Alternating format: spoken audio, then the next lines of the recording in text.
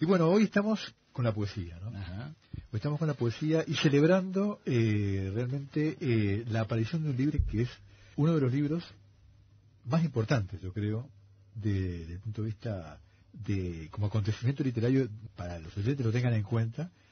Es la poesía reunida de Saúl Pérez Gadea, que compilada, reunida, seleccionada y prologada por Diego Teixeira, que es quien ha trabajado, y a quien tenemos acá, ¿no? Que ya se mandó un librazo Bueno, sobre toda la obra de Washington Bocha y Benavides, que también lo tuvimos en el homenaje que le hicimos al Bocha. Y otro libro sobre Lutremont. Exactamente. Que también viene trabajando la literatura, pero que ahora realmente te agradezco en nombre de todos los lectores de poesía, ¿no?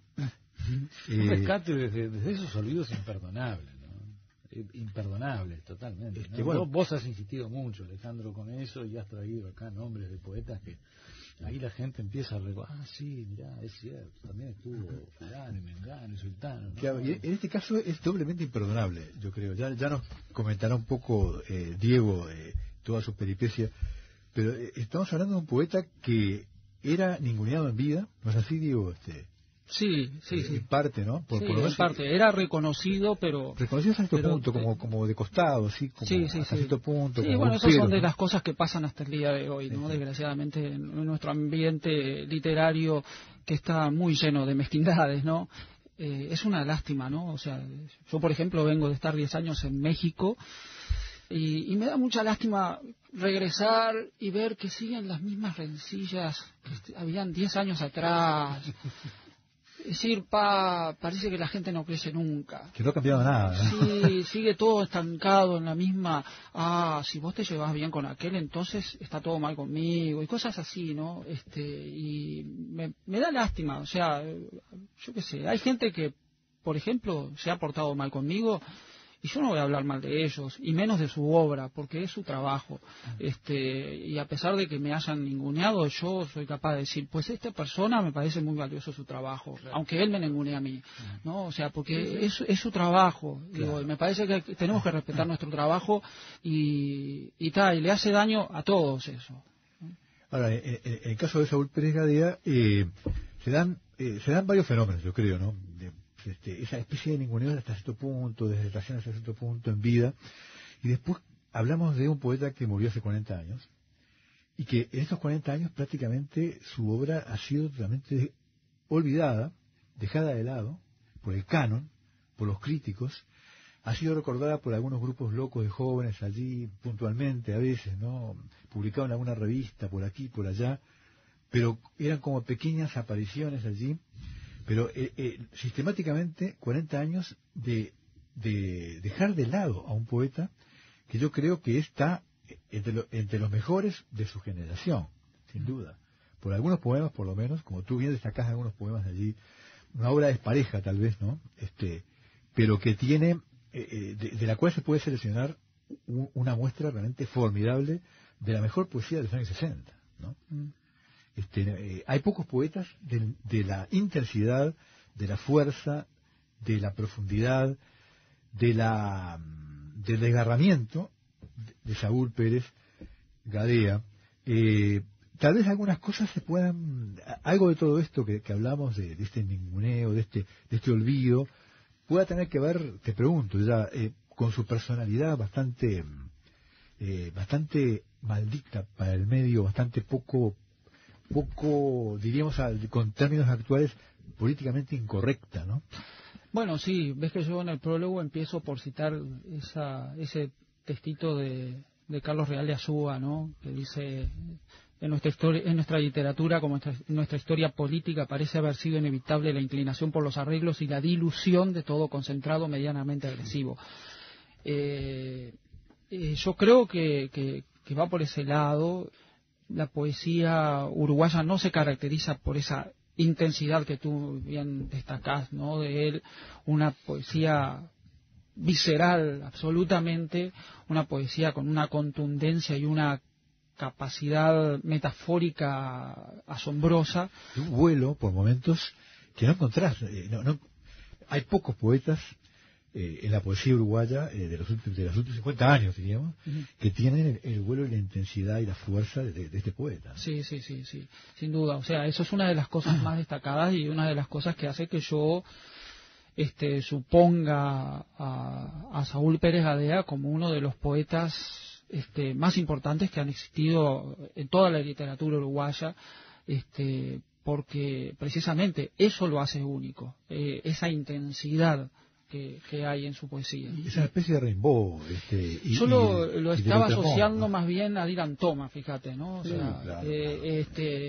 Y pensaba algo así como que la importancia que tiene este libro vendría a ser como si no hubiera existido ninguna edición de Dylan Thomas y de repente apareciera la obra de Dylan Thomas, ¿no? No, eso le da, yo creo que hay, me parece que hay que recalcar eso, ¿no? Que tiene una trascendencia esta edición por ese silencio que hubo durante tantos años y por ese desinterés de la crítica. ¿Y fue un pionero del beatnik o qué? O porque ahora de repente es fácil apreciarlo así, ¿no? Pero en el momento que... Claro, en ese momento él, con 18 años fue que publicó el poema Homo Ciudad, un extenso poema.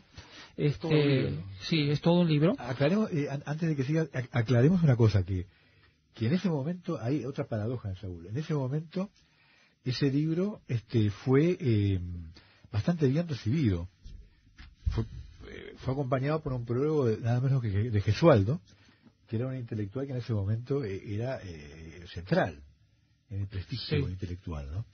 Y tuvo unas críticas que vos citás al final de Gerardo Diego, de Gómez de la Serna. De Gómez de la Serna, realmente, que más que críticas, digo, elogios, ¿no?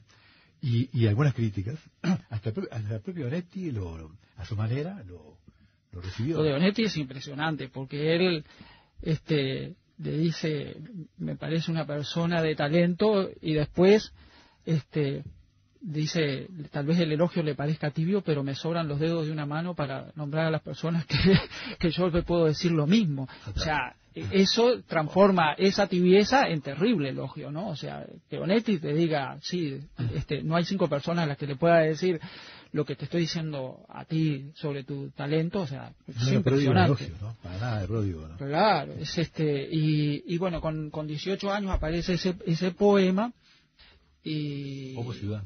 Y sí, significó, yo por ahí utilizando también una imagen de Periquito el Aguador en el prólogo, sí, ¿no? Digo, significó una rotunda pedrada en el charco sosegado de nuestras letras, ¿no? O sea, removió, fue muy removedor, con opiniones a favor, con opiniones en contra, generalmente muy elogiosas.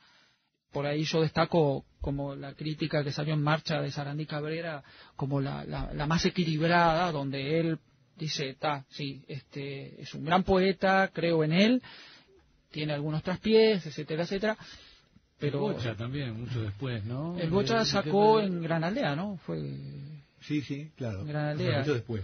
Fue ya después de la dictadura. Creo que lo que le critica es cierta falta de pulimiento o algo por el bueno, estilo, eso, ¿no?, es una de las características que tiene su obra. Yo ahora repasaba un poco los textos. Yo veo que, por ejemplo, en Homo Ciudad, a la hora de transcribir todo el material, yo creo que hubo problemas. Bueno, yo corregí, hubo muchos problemas en la transcripción.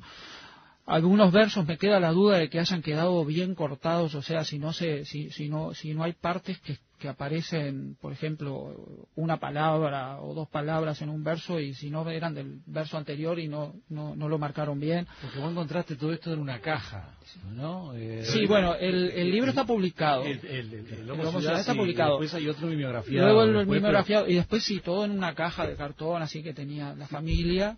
Porque la mayoría, claro, hay que aclarar que la mayoría en tu libro, uno ve la cantidad de páginas, la mayor parte del material es inédito. Sí, es inédito. Lo edito, podemos decir que es Homo Ciudad, que es el único libro formal, claro, imprenta, pero después el otro libro, lo que llamamos otro libro de Saúl, es un conjunto de... Es un folleto mimeografiado. En Paysandú. En Paysandú, que lo hicieron los alumnos de él, y eso también me hace pensar que hay algunos versos que no están bien distribuidos. Yo, por ejemplo, venía pensando por ejemplo, en el poema Hospital Vilar de Bo, que es paradigmático, ¿no? Extraordinario O sea, poema, ¿no? hay un verso que vos lo lees y te parece excesivamente largo, y me da la impresión de que ahí eso eran en realidad 2 versos, que fue mal transcrito. Hay un par de textos que me genera esa duda. Yo respeté cómo estaba. En Homo Ciudad sí tuve que corregir mucho porque había problemas de falta de ortografía, de puntuación que no tenía, que no correspondía, o sea, un punto y después aparece en minúscula o cosas así. Lo escribió toda una noche, ese poema, ¿no? Sí, es la leyenda, por lo menos, ¿no? eso fue así, sí. O sea, tengo entendido de que él escribió una parte, fíjate que en la crítica de Sarandí Cabrera, él tiene mucha intuición porque lo sabe ver.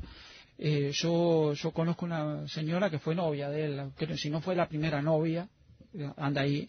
Es una señora que además va a estar en la presentación, me pidió que la invite. Y la señora me comentó que sí, que ese poema fue escrito en una noche, que en realidad escribió de un tirón un largo pedazo y después durmió un rato y al despertarse siguió escribiendo, ¿no? Y me impresionó mucho que Sarandí Cabrera en la crítica que hace, él nota un quiebre, ¿no? Dice que la sensibilidad del crítico, ¿no? Sí. El gran crítico era Sarandí también. Sí. Lo comparás, haces una comparación muy interesante que nadie había hecho. Por ahí viene lo de la verificación por el bit que decía Nelson. Sí, que no quedó respondido. No quedó respondido. Esa vinculación que haces entre Aullido, que fue publicado unos años después, en la misma década del 50, y este poema, vos lo comparás. Claro. Digo, Teixeira compara con Homo Ciudad.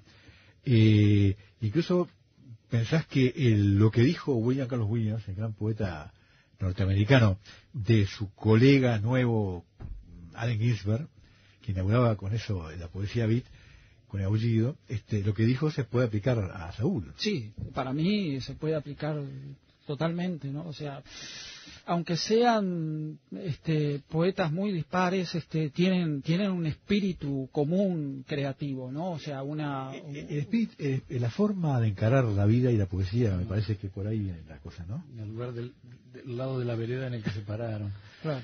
Uno encuentra a pesar de las distancias, se encuentra esa relación como esa invectiva al mundo, ¿no? Y esa lucidez frente a la realidad que está en Aullido, por ejemplo, ¿no? Sí. Desde 2 perspectivas distintas, de 2 mundos distintos, pero con un espíritu parecido, ¿no? Sí. Por eso vos decías que merece esto que decía William Carlos Williams respecto a cuando salió el poema de Howl, de Ginsberg. Decía Williams, este poeta ve con toda lucidez los horrores de los que participa en los más íntimos detalles de su poema. No elude nada, sino que lo experimenta hasta las heces. Un poco lo que le pasaba a Saúl, ¿no? Claro. Sí, o sea, uno al leer la obra de Saúl Pérez Gadea, una de las cosas que siente es que está el poeta como en carne viva, ¿no? O sea, sí, que se arranca la piel y está toda su sensibilidad así expuesta, ¿no? Es una de las cosas que impresiona más, ¿no? Y eso desde el inicio, ¿no? Desde que empieza con Homo Ciudad, digo que tiene, como yo lo marco ahí en el prólogo, digo, tiene sus detalles. Yo digo que es un gran poema, realmente es un gran poema, mal logrado. O sea, de repente Gesualdo, en vez de elogiarlo tanto, debió haberse tomado el trabajo de haberle dado algunas pautas para corregir el poema y que saliera perfecto o mucho mejor de lo que salió, ¿no? Es un gran poema. Da lástima que no sea, que tenga tantos traspiés, ¿no? Rítmicos. Él no era, me parece que corrigió mucho. En ningún momento se sabe que haya vuelto a tocarlo, a intentar.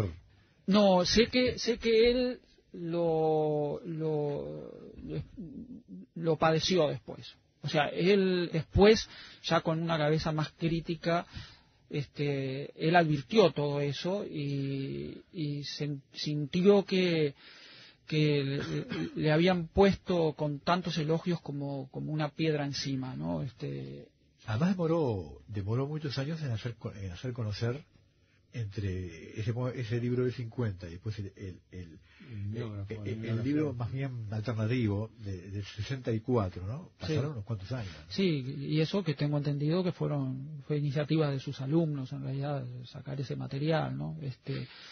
Sí, ves que el último material, los dos últimos materiales que están en el libro son dos libros armados por él, pero estamos hablando de que el primero, aunque no se sabe exactamente la fecha, es del 64, 65, sí. más o menos ya de la época que salió ese material, creo que al año siguiente, porque bueno, estamos hablando de que los poemas mimeografiados salieron en el 64, murió en el 69, o sea, en ese lapso fue que él armó esos dos libros, que son dos libros aparte estupendos, o sea, el primero que se llama La resistencia por testigo, un título muy llamativo por lo extraño, yo destaco un poema épico sobre la gesta física que es increíble. Es formidable la mirada, el enfoque, ¿no?